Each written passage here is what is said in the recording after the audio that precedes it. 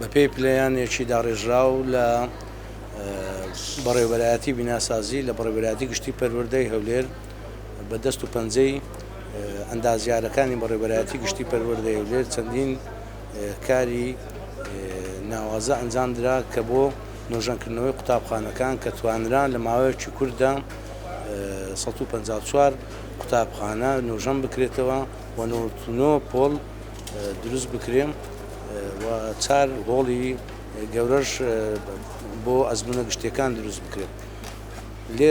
لێرەدا دەستخۆشی لە ئەندازیاران و بەڕێوەبەرایەتی گشتی پەروەردەی هەولێر دەکەم کە شەو و ڕۆژکاریان تێدا کرد کە توانیان بە ماوەیەکی کورت ئەو بەرهەمە جوانە پێشکەش بکەن و خزمەتی پەروەردە بکەن.